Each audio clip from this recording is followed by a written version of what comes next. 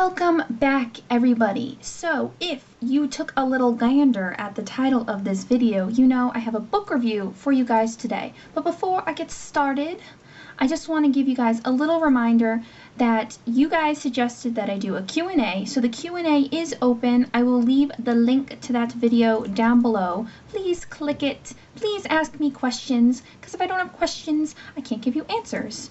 And I need the Q to do the A. Ha ha ha, see what I did there? That's funny. So please, go ask me stuff, because I'm not gonna lie, I like to talk.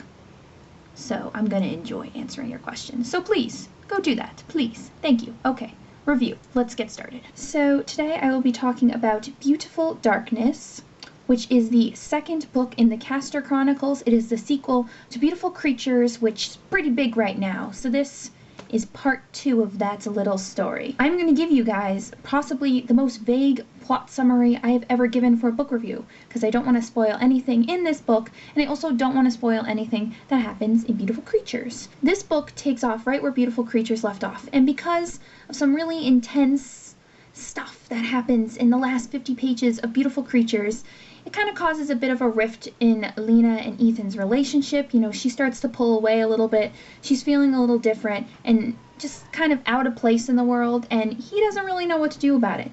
So Beautiful Darkness is them kind of dealing with it, and where do they go from here now that some changes are being made? I told you that was going to be really vague. Sorry. If you guys watch a lot of my videos, you know that my feelings in the first book of the Castor Chronicles, Beautiful Creatures, were not ecstatic. I liked the book, but I just heard from everyone that it was like, whoa, this book is awesome. And then I read it and I was like, not really. It was good, but I had such high expectations that it was impossible to live up to. But for Beautiful Darkness, I hadn't heard any hype. I really hadn't heard anything. And because of that, I actually liked the book more than I expected to. And I actually liked it more than Beautiful Creatures. If you've read Beautiful Creatures, you know that a big part of the plot is that Ethan and Lena kind of have this ability to see these flashbacks between Genevieve Duquesne and Ethan Conaway.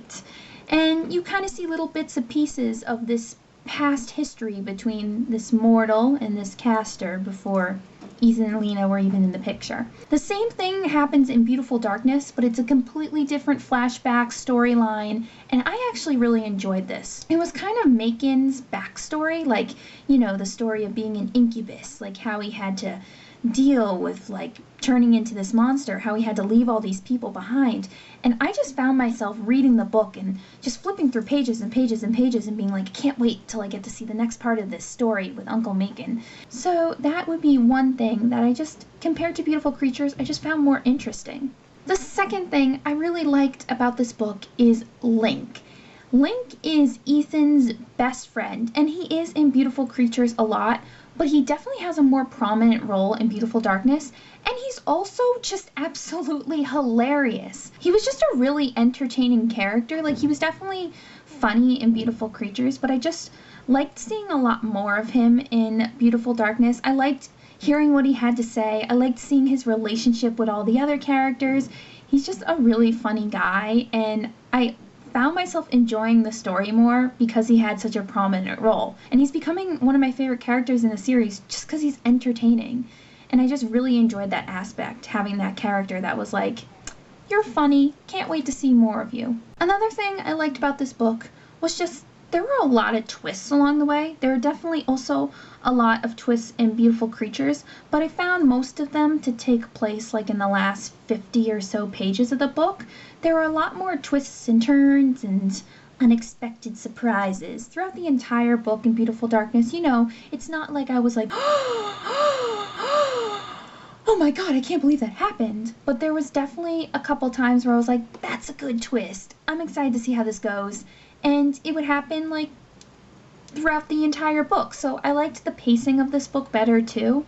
I just felt like this book was a little bit more of a page turner than Beautiful Creatures was for me, and it just sparked my interest more. Maybe it's just me, but do you guys ever notice that in every really popular big young adult series, the young couple falling in love will always have at least one book where they just won't stop fighting? Or at least they have a really big rift in their relationship that makes you just want to pull your hair out. Beautiful Darkness is that book for Ethan and Lena.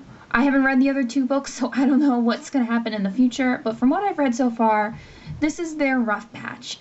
And I just wanted to give you guys that warning, because if you're like me, those books aren't necessarily fun for you. I just find that sometimes I just want to yell at the characters and be like, stop fighting, just go make out and be happy or something. It just drives me crazy because I have no control over their relationship, I guess is what I'm saying. But sometimes books like that just kind of frustrate me because I want to see these characters happy because you're emotionally invested in these characters, right?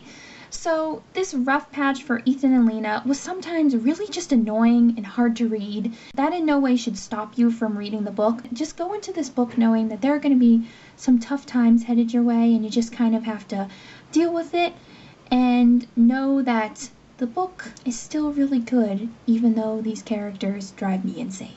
So overall, if you found yourself in my position, like liking beautiful creatures but not like loving beautiful creatures, I would continue with the series. This is one of those books where I feel like the entire series as a whole is just going to keep getting better and better and better. And by the time you finish the series, you're going to be like, I'm really glad I did that. I really enjoyed the whole series. I just really enjoyed the whole plot.